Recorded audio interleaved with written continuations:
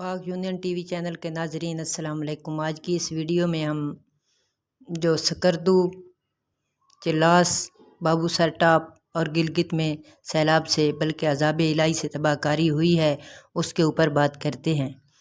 पाकिस्तान वो वाहिद इस्लामी मुल्क है जहाँ पर लाकानूनियत और फिरौनियत अपने उरूज पर है और अल्लाह की हदों को सवाब समझकर तोड़ा जाता है, लेकिन अल्लाह की लाठी बड़ी बेआवाज़ है। न जा उसके तहम्मुल पर बेढब है गिरफ्त उसकी, डर है देर गिरी का मगर सख्त है इंतकाम उसका।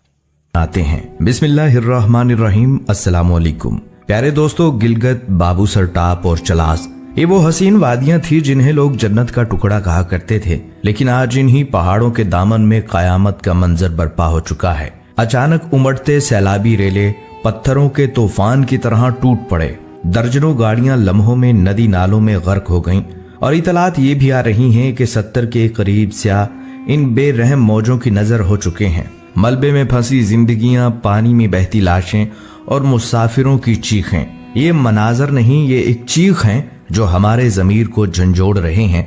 लेकिन तबाही यहाँ पर खत्म नहीं हुई। ऊपर से बादल फटे, ऐसे जैसे जमीन पर कहर नाजिल करने का हुक्म हो चुका हो। बादल नहीं, जैसे खुद आसमान रो रहा हो।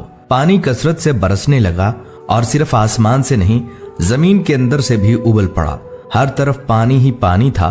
पहाड़, वादियां, नाले, सड़कें, गाड़ियां और इंसान, सब कुछ इस तबाही की लपेट में आ गया। ये मनाजर दिल दहला देने वाले थे। आंखें नम हो गईं और दिल ये पूछने लगा, आखिर ऐसा क्यों हुआ? ये कैसा अजाब था? ये आजमाइश थी या इंतकाम?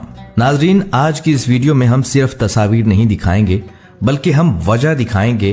हम आपको बताएंगे कि इन खूबसूरत वादियों में कैसे सियाहत के नाम पर बेहयाई, फहाशी और उरियानी का बाजार गर्म है और कैसे अल्लाह का कहर हर साल किसी न किसी बहाने से इन इलाकों पर नाजिल होता है। ये वीडियो सिर्फ खबरों के लिए नहीं बल्कि आंखें खोलने के लिए है। नाजरीन, पाकिस्तान के शुमाली इलाके गिलगित, हुंजा, नारान, कागान, शुगरान, बाबू सर टॉप, स्कर्दू और चलास ये वो जगह हैं जिन्हें देखकर दिल खुशी से झूम उठता है। ये इलाके इतने खूबसूरत हैं कि लोग कहते हैं अगर जमीन पर कहीं जन्नत है तो शायद यही जगह है। ये बर्फ से ढके पहाड़, नीले पानियों वाली झीलें, बल खाते रास्ते, बहते हुए नाले और सरसब्ज वादियां, ऐसे मनाजर देखकर इंसान खुद ब खुद कहता है अगर दुनिया में इतनी खूबसूरती है तो अल्लाह की जन्नत कैसी होगी। लोग लाखों रुपए खर्च करके, सैकड़ों मील का सफर तय करके यहाँ सिर्फ इसलिए आते हैं कि कुदरत के हसीन मनाजर देख सकें, अपने दिल को सुकून दे सकें और फितरत के करीब जा सकें। ये वादियां पाकिस्तान की खूबसूरती की इलामत समझी जाती हैं। चलास, दियामर, कोहस्तान, बटग्राम और बशाम ये वो इलाके हैं जिनका जिक्र सियाहती नक्शों पर होता है, जो हजारों मकामी और गैर मुल्की सियाहों को अपनी तरफ खींचते हैं। चलास, जो दरियाए सिंध के किनारे वाक़या है, तारीखी तौर पर बुद्ध मत तहजीब के आसार का मरकज रहा, जहां हजारों साल पुराने नक्शो निगार आज भी पत्थरों पर कुंदा हैं। दियामर वो खित्ता जहां से नागा पर्वत के बेस कैंप का रास्ता शुरू होता है। इसे कातिल पहाड़ के दामन का दरवाजा कहा जाता है, लेकिन लोग इस खतरे को भी अबूर करने आते हैं सिर्फ कुदरती हुस्न को देखने के लिए। कोहस्तान, जहां हजारों साल पुरानी रवायात और जुबानें आज भी जिंदा हैं। बटग्राम, जहां पहाड़ी दरिया शोर मचाते हैं और गांव पुरसुकून फिजाओं में सोया करते थे। बशाम वो गेटवे था जो शुमाली पाकिस्तान को बाकी मुल्क से जोड़ता था, लेकिन आज वही वादियां जो कुदरत का तोहफा थीं, आज कुदरत के कहर की जद में हैं। वही दरिया जो कभी खूबसूरती का गीत गाते थे, अब तबाही का शोर मचाते हैं। वो पहाड़ जिन पर कैमरे सेल्फियां लेते थे, अब इनके साए में कब्रें बनी जा रही हैं। जहां स्याह खैमे लगाया करते थे, अब मलबे तले लाशें तलाश की जा रही हैं। ये इलाके अब जुग्राफियाई नाम नहीं रहे, ये इबरत की अलामत बन चुके हैं। ये खुदा की तख्लीक थे, लेकिन इंसानों की गफलत ने इन्हें तबाही की दास्तान बना दिया। जिन इलाकों को अल्लाह ने इतनी नेमतों से नवाजा, उन्हें हमने गुनाहों की जगह बना दिया। आज इन खूबसूरत इलाकों में बेहयाई आम हो चुकी है।